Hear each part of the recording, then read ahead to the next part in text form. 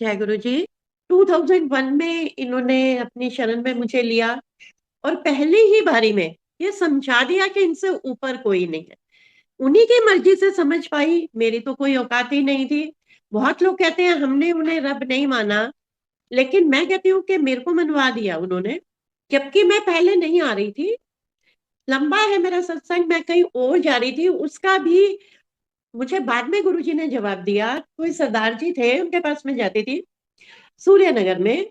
तो मुझे कुछ भी आइडिया नहीं था, मेरे को लगता था कि मैं वहां जा रही हूँ तो इट्स ओके, लेकिन ऐसा कुछ मिल नहीं रहा था। खैर वो लालची भी नहीं थे, कुछ गलत भी नहीं बोलते थे। बट मेरी कलीग कहती थी कि ये बहुत ऊंची पावर है, भगवान है, तू चल। 1 साल से बोल रही थी, मैं नहीं जा रही थी। परेशानियां इतनी थी कि मैं बता नहीं सकती।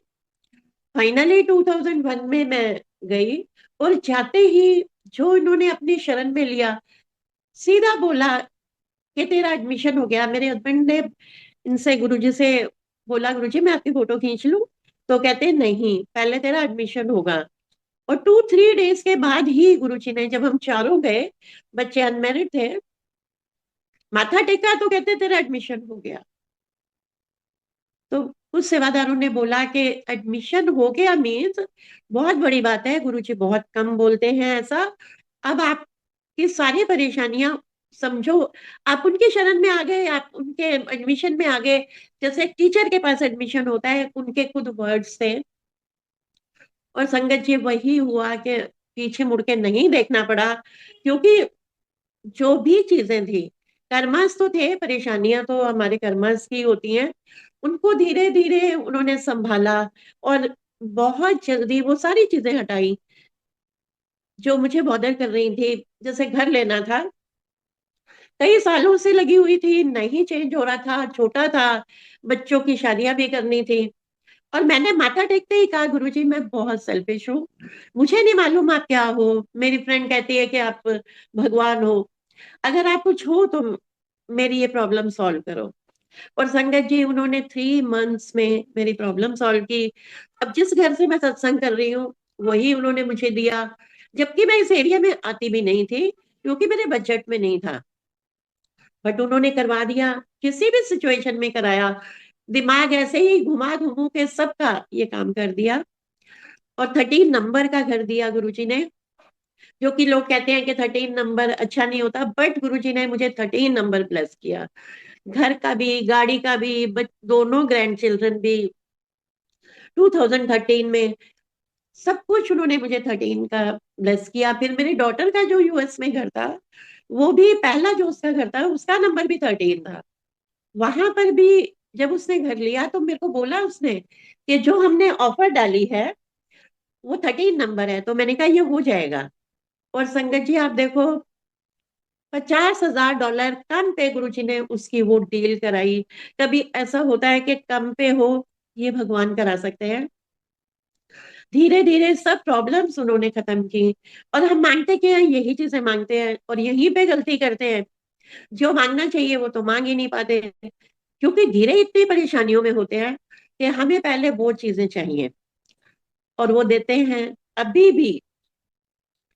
जब हम परेशान होते हैं तो हम गुरुजी से शिकायत करते ही करते हैं, मैं तो जरूर करती हूँ और लड़ाई भी करती हूँ, क्योंकि मुझे लगता है कि यही भगवान है, यही मेरे पिता है, तो मैं किससे बोलूंगी।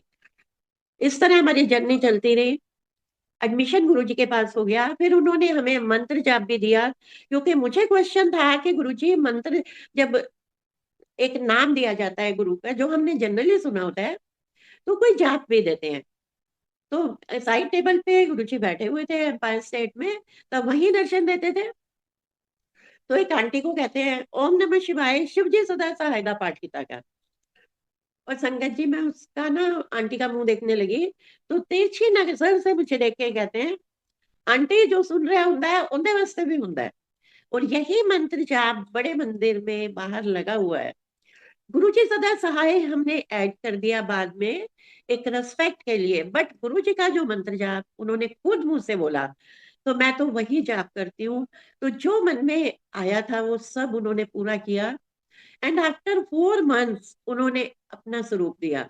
तब फोटो बोलते थे, आज हम इतनी गुरु जी के स्वरूप, कोई कहाँ पे गिरा होता है, कोई कहाँ गिरा होता है, उसके लिए हम 5-6 महीने तरसे थे। गुरुजी अपने थाइस पे रखे बैठे थे, छोटे इस तरह के पासपोर्ट साइज के, और जिसका उनका मन होता था देते थे, और मेरे को देख के वो ऐसे मुंह घुमाते थे, नहीं देते थे। आफ्टर 4 मंथ्स उन्होंने थोड़ा सा इतना बड़ा दिया और कहा चलो बाहर मिल रहा है ले लो। और हमने उस स्वरूप को सबने अपना उसके पीछे नाम लिखा और घर लेके आए, एंड सो एक्साइटेड। संगत जी मैं बता नहीं सकती कि जैसे हमें खजाना मिल गया हो। तो हैवी खजाना, उनका स्वरूप, उनकी फोटो, हमें उसकी कदर करनी चाहिए। ये नहीं कि इकट्ठे करते जा रहे हैं, करते जा रहे हैं, वैल्यू ही नहीं है कोई उस चीज की। बहुत चीजें खत्म कर दी गई हैं। जो चीज मुश्किल से मिलती है उसी की वैल्यू होती है। एनीवेज, हमारी जर्नी चलती रही। नेक्स्ट ईयर फिर गुरुजी ने हमारी जैसे घर चेंज कराया, 3-4 मंथ्स में, तो मेरे हस्बैंड ने गुरुजी को अपनी कीज दी घर की कि गुरुजी लो ब्लेस करो। तो गुरुजी कहते हैं, ऐ की मैं तेन उत्तों तो थल्ले सारा ब्लेस किया, जा मौज कर। और कमांडर शर्मा अंकल की डॉटर का शादी का कार्ड दिया कि ये ले, इसे अटेंड कर और तेरी ब्लेसिंग ही ब्लेसिंग है। अब वो कार्ड मेरे हस्बैंड को दिया गुरुजी ने, और वो इतने डरपोक कि वो तो 10 बजे के बाद घर से बाहर ही नहीं निकलते थे। गुरुजी को मालूम था, चाहे ड्राइवर हो, उनको लगता था कि 10 बजे घर आ जाओ। और इसीलिए गुरुजी ने उनके हाथ में दिया। यहाँ से गुड़गांव का जो 52 किलोमीटर था, और हमारी पास मारुति 800 गाड़ी होती थी, जीपीएस भी नहीं होता था। अब जब उनको मिला तो हम गए, और संगत जी आप देखो, हमें कहीं रास्ता नहीं पूछना पड़ा। उनकी शादी का अभी तैयारी चल रही थी और हम वहां पहुंच गए। वो आज भी हमने संभाला हुआ है। कोई तो रीजन था, एक तो इनका डर हटाना था, दूसरा उन्होंने ब्लेस करना था, संगत में भेजना था। हम तो किसी को जानते नहीं थे, तब कोई किसी को नाम से भी नहीं जानता था। बस इतना पता होता था ये संगत में आते हैं। तो गुरु जी के तरीके हैं ब्लेस करने के। इस तरह उन्होंने हमारा घर ब्लेस किया, मेरे हस्बैंड की डर को ब्लेस किया। और फिर नेक्स्ट ईयर उन्होंने हमारी गाड़ी भी चेंज करा दी, उसका भी 13 नंबर दिया। धीरे धीरे उन्होंने सब कुछ किया, और उससे नेक्स्ट ईयर मेरी डॉटर की मैरिज कराई। मैरिज भी यूएस में कराई, जो कि मैं कभी नहीं, उसने भी नहीं सोचा था, मैंने भी नहीं सोचा था, लेकिन कराई गुरुजी ने। वो भी 13 को कराई। तो ये सब गुरुजी की कृपा है। और जब 1 साल की उसकी वेटिंग रही ना डॉटर की, क्योंकि वो सिटीजन है, तो इसे वेट करना पड़ा। और हमें लगा 6 मंथ्स बताए गए थे कि 6 मंथ्स में हो जाएगा, लेकिन वो भी 13 मंथ्स लग गए। अब हम बहुत परेशान। इंडिया में आप देखो, लोग बातें बनाते हैं, कहना भी शुरू कर दिया जब वो बाहर निकलती थी, क्या यूएस वाले भूल गए तुझे। अब इसने बाहर निकलना बंद कर दिया। और मंदिर में हम डेली गुरुजी का सिर खाते थे, गुरुजी पेपर नहीं आ रहे, पेपर नहीं आ रहे। तो गुरुजी कहते दफा हो जा, आ जाएंगे। उसके बाद से गुरुजी ने कहना शुरू किया, जब भी ये जाती थी, कि तू गई नहीं, तू फिर आ गई। अब मैं बहुत परेशान कि गुरुजी आपको मालूम है इसने कब जाना है, आप हमसे पूछ रहे हैं। एक तो वैसे इतना माइंड अपसेट है क्योंकि लोगों की बातें सुनने का, और 6-7 महीने हो गए, कोई मतलब पेपर्स का नामो निशान नहीं था। तो गुरुजी ने खुद जवाब दिया कि जब मैं पूछता हूँ तो मैं ब्लेस कर रहा होता हूँ। 13 मंथ्स में, एग्जैक्ट 13 मंथ्स में इसके पेपर आए, और इसे गुरुजी ने भेजा, बड़े प्यार से भेजा। हमने इसे 2 स्वरूप और शिव पुराण दी कि जा गुरुजी से ब्लेस करवा, तुझे लेके जानी है। और डरती थी क्योंकि हम सब डरते थे, रब के पास ऐसे जाके कोई भी नहीं बात कर सकता। तो इसने सोचा, ले लिया बैग, और कि हम, मैं बोल दूंगी कि गुरुजी ने नहीं करे, मैं नहीं दिखा पाई, जो भी इसने बहाना सोचा हुआ था। लेकिन जैसे ही माथा टेका, गुरुजी कहते हैं की चक्की फिर दे लिया पड़ा। गुरुजी ने सब पे इसे साइन करके दिए, इतने प्यार से इसे ब्लेस करके भेजा। जब ये गई, शिवरात्रि 2006 में गई है, और शिवरात्रि थी तब। ऐसे कोई सेवादार मतलब प्रिस्क्राइब नहीं होते थे, तो कोई मतलब कुछ गिनती के जो सेवादार थे वही आरती करते थे। और कोई मतलब नंबर आ गया तो कर लेते थे, नहीं तो नहीं।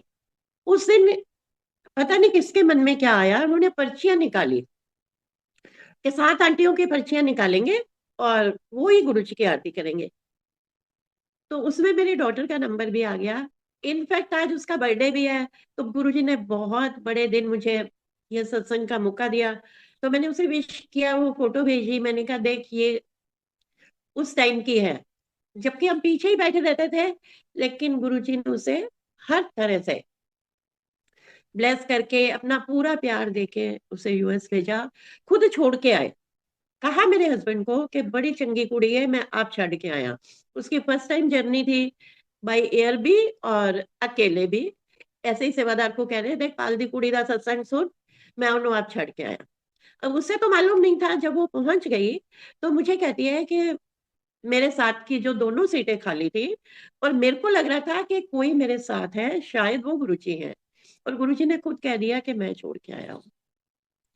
वहां पे उसे पहुंचाया।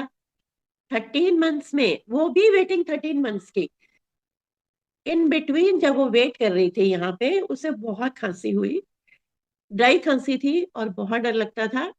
उसके लॉज ने हमें बोला कि ये तो बड़ा मुश्किल हो जाएगा, इसका मेडिकल होता है, और मेडिकल में रह गई तो फिर वीजा ही नहीं मिलेगा। अब हम गुरुजी को डेली बोलते थे, गुरुजी खांसी नहीं जा रही, खांसी नहीं जा रही। तो गुरुजी ने कहा दफा हो जा, कुछ नहीं है उन लोग, पर इंसान है, नहीं समझ आती। तो एक दिन समझाया उन्होंने बड़े आराम से, जैसे बच्चों को बताते हैं कि अदरक लो, उसे कद्दूकस करो पूरे इशारों से, उसका जूस निकालो, उसके अंदर शहद डालो, वो इसे दो और ये ठीक हो जाएगी। हमने वैसा ही किया और ये ठीक हो गई। लेकिन उसके अपोजिट में गुरु जी को खांसी हो गई। 4-5 मंथ्स खांसी रही गुरु जी को। जो मैं बहुत परेशान होती थी कि गंदे कर्म हमारे हैं, परेशानियां हमारी हैं, आप अपने ऊपर ये चीजें क्यों लेते हो। लेकिन गुरुजी मुस्कुराते थे, उसे ठीक करके भेजा वहां पे। वहां भी उसका पूरा ध्यान रखा, हर चीज का उसे सेटल करने में। एक एक चीज कहते थे मैं अपने आप देख लांगा। किसी की कोई भी प्रॉब्लम हो संगत की, उनको मालूम है। मैंने भी पीछे भी शेयर किया था, लेकिन अभी एकदम से ध्यान आया शेयर करते करते कि मेरे हाथों पैरों में सारे ऐसे ना सिरोसिस टाइप, आप कह सकते हो स्किन डिजीज जैसे होती है, बहुत खुजली होती थी। और पूरे देखो, अब मेरे हैंड्स बिल्कुल क्लियर हैं। उस टाइम मेरे दोनों हाथों पे बहुत बुरी तरह से खुजली थी। तो मेरे हस्बैंड ने एक दिन गुरुजी को कहा, गुरुजी आंटी नु ना स्किन डिजीज हो गई है। तो गुरुजी ने बड़े गुस्से में कहा दफा हो जा, कख नहीं होनू। और जब गुरुजी ने कह दिया कुछ नहीं है, पर वो थी तो बहुत जबरदस्त। तो उस टाइम एक होम्योपैथी के डॉक्टर हैं, वो वहां आते होते थे। बट जब गुरुजी ने कह दिया नहीं है, लेकिन हम तो इंसान है, हमें समझ ही नहीं आती, उनको देख के हमने उन्हें बोल दिया, दिखा दिया। तो वो कहते हैं कि आप ना क्लिनिक पे आ जाओ। हम चले गए उनके क्लिनिक पे। पूरा इतना बड़ा बैग उन्होंने मेडिसिन का भर दिया, और खुद नहीं थे, उन्होंने अपने असिस्टेंट को बोला था। बहुत महंगी दवाइयां थी, पर उन्होंने एक पैसा भी नहीं लिया। जब हमने पूछा तो कहते हैं ठीक हो जाने दो, बाबे दी बड़ी मेहर है, कोई पैसा नहीं। पर संगत जी, गुरु की आज्ञा नहीं मानी थी। जब नहीं था तो वो अपने हिसाब से जाना था। एज इट इज बैग उठा के मैं उनको वापस लेकर आई, और आज देखो सब कुछ अपने आप ठीक हो गया। जबकि ये चीजें ठीक होती नहीं है, लेकिन रब ने कह दिया तो हो गया। नहीं तो गुरुजी बोल देते थे कि मेडिसिन खानी है, कुछ भी करना है, वो क्लियर बोलते थे। जब कह दिया नहीं है तो नहीं है। टाइम बिंग वो सब चीजें हुई और ठीक हो गई। मेरे को बहुत लोग बोलते हैं कि उनको है, लेकिन वो ठीक नहीं हो रहे हैं। तो मैंने कहा मंदिर में जाओ, जल प्रसाद लो। मेरी तो इस तरह से ठीक हुई थी। हर चीज को टाइम से वो करते हैं। हमें फेथ रखना है, इधर उधर नहीं भागना। भाग लेते हैं, पता चलता नहीं है। और सत्संग के रिलेटेड ही, सत्संग होता क्या है, जो सत्संग मैं कर रही हूँ या और भी संगत सारी करती है, गुरुजी ने बोला था सत्संग का मतलब जो मैंने तुम्हें ब्लेस किया वो सत्संग है, उसी को तुमने बोलना है, ना कि तुमने अपना ज्ञान बांटना है। बहुत आजकल भाषणबाजी होती है, ये नहीं करना, वो नहीं करना, ठीक है, बहुत सारी चीजें नहीं भी वो हो रही हैं। तो हमें मंदिर के रूल्स को फॉलो करना है, ज्ञान नहीं बांटना। उससे रिलेटेड भी गुरुजी ने समझाया था। अभी हमने एम्पायर स्टेट जाते हुए मैं 4-5 मंथ्स हुए थे। तो शाम को जैसे ही गुरुजी अपने रूम से बाहर आए और मेरे हस्बैंड को कहते हैं जा डुगरी जा। एक और सेवादार अंकल थे, उनके साथ वैन पे डुगरी भेज दी है। तो मेरे हस्बैंड ने पूछा गुरुजी लंगर करके चले जाएं, क्योंकि 6:45 का टाइम था। कहते नहीं, रास्ते में करना। क्योंकि वो बातें बाद में समझाई कि वो टाइम भी ठीक नहीं होता। गुरुजी ने नहीं रुकने दिया, मेरे हस्बैंड को भेजा, और मैं और मेरे दोनों बच्चे हम वहीं अंपायर से बैठे रहे। हम वही 9:30 पौने 10 बजे निकले। लेकिन जब ये वहां पहुंच गए, पूरी रात, संगत जी आप बिलीव करें, वो अंकल को पूरी रास्ता नींद आ रही थी, क्योंकि वो कहीं ना कहीं थके हुए थे। लेकिन गाड़ी कौन चला रहा था? गुरुजी चला रहे थे। सुबह 3-4 बजे पहुंचे, तो गुरुजी का ना वहां फोन चला गया कि नु पाल नु का सत्संग सुनाए। अब सत्संग का कोई कॉन्सेप्ट ही नहीं था, एक तो अभी जाना ही शुरू किया था। और हम सत्संग को क्या समझते थे कि भजन करना, कीर्तन करना, यही सत्संग होता है। गुरुजी का फोन बंद हो गया। अब गुरुजी को मालूम था कि इससे समझ नहीं आया। उन्होंने बोला मेरे को तो सत्संग करना आता नहीं है। तो गुरुजी का फिर फोन आया कि इसको बोल, जो मैंने तुझे दिया है वो बताना है। तो बिल्कुल क्लियर इंडिकेशन समझा दिया। सत्संग वही करना है जो आपको इस रब ने दिया है, उनकी वडियाई करनी है। ये कोई प्रोपोगंडा नहीं है, कोई हम ऐड नहीं दे रहे। चल रहा है, गुरुजी ब्लेस कर रहे हैं, उनका ये तरीका है। आपके बताने से दूसरे का कल्याण होगा, उनको उसके जवाब मिलेंगे, शब्द के थ्रू जवाब मिलेंगे। और इस तरह से उनकी ब्लेसिंग्स बढ़ाने का उन्होंने खुद ना प्रवचन किए। तो हम बैठ के ज्ञान क्यों बांटे? एक रब ने कभी किसी को कुछ नहीं प्रवचन दिया। सिर्फ कहते बैठो, लंगर करो, माथा टेको और जाओ, ब्लेसिंग लो और जाओ। तो ये है गुरु जी का तरीका। आज भी वही चल रहा है। हमें उसी प्रोटोकॉल से जो उन्होंने हमें सिखाया वही करना है। चाय प्रसाद उन्होंने कभी ऐसे साथ में कुछ नहीं रखा। खाली मिलता है, आज भी मंदिर में मिलता है, लेकिन चल रहा है। काफी काफी प्रसाद होता है, नहीं खाया जाता। तो हमें उन चीजों का ध्यान रखना है। मैं बहुत बार बोलती हूँ कि हम 4 o'clock निकलते थे और 9 o'clock हमें लंगर मिलता था। संगत बोलती है कि भूख लग जाती है, तो तब भी तो हम निकलते थे। तब तो हमें भूख नहीं लगती थी, चाय प्रसाद मिलता था और लंगर प्रसाद। लेकिन बहुत सारी चीजें चेंज हो गई हैं, वो सबकी अपनी मर्जी है। मैं तो अपने घर में करती हूँ तो मैं खाली चाय ही देती हूँ, क्योंकि जो मैंने गुरुजी से सीखा है वही करना है। शुरू से ही उन्होंने सिखा दी कि जो वो बता रहे हैं उसी को फॉलो करना है। स्टार्टिंग में 3-4 मंथ्स तक मेरे कर्मास बहुत बुरे हैं, मुझे मालूम है। मेरी सफरिंग बताती है कि मैंने बहुत गलत काम किए। लेकिन कहीं ना कहीं कोई अच्छा भी था जो गुरुजी मिले, उन्होंने मुझे ब्लेस किया। तो मेरे को माथा नहीं टेकने देते थे गुरुजी, क्योंकि मेरे गंदे कर्मास को भगा रहे थे। बट मुझे नहीं समझ थी स्टार्टिंग में, किसी को क्या पता होता है। तो मैं बहुत रोती हुई जाती थी गाड़ी के साइड पे। वापसी में मैं किसी से बात नहीं करती थी घर में, और रोती रहती थी। और बोलती थी गुरुजी आप भगवान हो, ये भी पता है, और परेशानियां भी हैं, कर्मास भी खराब है, पर इतने खराब है कि मैं आपको माथा भी नहीं टेक सकती। तो गुरुजी मुस्कुरा देते थे, बट मुझे माथा नहीं टेकने देते थे। इस तरह काफी टाइम बीत गया। तो मेरे ड्रीम में आए गुरुजी व्हाइट चोले में, मेरे ननिहाल में जहाँ मेरा बचपन बीता है, वहां आके मेरे बेड पे बैठ गए और कहते हैं अवेक मंजू नु। जबकि मंजू नाम ना मैंने गुरुजी को बताया, ना उन्होंने मुझे बोला। मेरे को मास्टर नहीं बोलते थे या पालांटी बोलते थे। जब मेरे हस्बैंड ने बताया कि गुरुजी टीचर है, कहते हैं अच्छा, मास्टर नहीं है किंतु परंतु है। वो मैं आज भी हूँ, क्योंकि जो रब ने कहा इफ बट तो लगा ही देती हूँ। तो आके बैठ के कहते हैं अवेक मंजू नु किन्नी पागल है, मत्था नहीं टेकन दिंदा ते की प्यार नहीं करता, ऐथे रखदा ऐथे पूरा उन्होंने हाथ लगा के बताया। और हंसने लगे। फिर मेरी हिम्मत बढ़ गई, मैं उनकी गोदी में चली गई, उनको हक किया, किस किया, और पूरे चरण खोल दिए उन्होंने विदाउट सॉक्स। कहते ले टेक ले मत्था। और मैंने पूरे उनके चरणों में मत्था टेका, किस किया, और मेरी नींद खुल गई। I was so happy. ये थर्सडे नाइट की बात है, गुरुजी ने मुझे फ्राइडे ही दिया हुआ था। तो जैसे मैं फ्राइडे गई, साइड टेबल पे गुरुजी बैठे हुए थे। जनरली उनके जैसे चरण नीचे होते थे साइड टेबल से, मेरे को देखते ही फोल्ड करते थे कि मैं माथा ना टेक पाऊं, नीचे जमीन पे टेक। लेकिन उस दिन उनके फोल्ड थे और उन्होंने नीचे किए। जो रात को ड्रीम में दिखाया वही सब उन्होंने प्रैक्टिकली करवाया। उस टाइम ट्राउजर में बैठे हुए थे गुरुजी। तो मैंने उनके चरणों में पहली बार किस किया, उनके सारे शूज पे लिपस्टिक लगाई, चरणों को ऐसे लपेट लिया और मेरे हस्बैंड से बात करते रहे। मुझे पूरा मौका दिया वो करने का, और फिर मेरे को तिरछी नजर से देख के बताया कि जो था वो सच था। तो ये है हमारे भगवान, कुछ भी कर सकते हैं। पर उस दिन के बाद से गुरु जी ने कभी भी मेरे को माथा टेकने से नहीं रोका।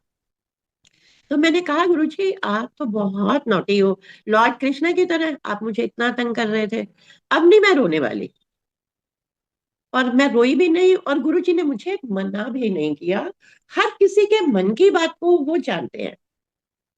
सेम मेरे डॉटर के साथ भी ऐसा हुआ। हम देखते थे कि गुरु जी के चरण दबा रहे होते थे संगत, वो अब पता चला कि जो सेवा उनको मिलती थी जिनको लाइफ थ्रेटनिंग होती थी।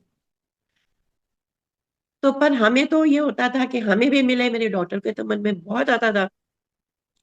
तो गुरुजी हाथ से प्रसाद देते थे, काफी टाइम दिया उन्होंने, बाद में बंद कर दिया। तो उसको प्रसाद दिया, ऐसे लाइन लगी, इस तरह से मैं प्रसाद लेके ना खाती हुई बाहर जाती थी क्योंकि गिरता था। तो मेरी डॉटर को जैसे दिया, गुरुजी ने सारा गिरा दिया अपने चरणों पे और नीचे कारपेट पे। इसके हाथ में बिल्कुल थोड़ा सा आया, ये तो एकदम से घबरा गई और गुरुजी से देख के कहते बड़े प्यार से, सॉरी। कहा गुरुजी आपने ऐसे मुझे सॉरी क्यों बोला, गलती तो मेरी है। हंसने लगे, कहते हैं बैठ जा, ते चुक ले। और इसे पूरा मौका दिया आधे घंटे का कि ये उनकी पूरी चरणों को टच कर पाए जो वो ये चाहती थी। धीरे धीरे धीरे धीरे प्रसाद उठाती रही, खाती रही और उनके चरणों में बैठी रही। दूसरी साइड से गुरुजी ने लाइन बुला ली और उनको देना शुरू कर दिया। तो इस तरह गुरुजी हर किसी के मन की बात को पूरा करते हैं। तो गुरुजी को सबका मालूम है, सबके मन का मालूम है कि कोई कैसा है। पूरी लाइफ मेरी गुरुजी ने चेंज करके रखी है। मैं तो इस काबिल भी नहीं थी शायद जी पाती, इतनी परेशानियां थी। कहीं ना कहीं लगता था कि कुछ कर लूं अपने आप को, हर तरफ परेशानी थी।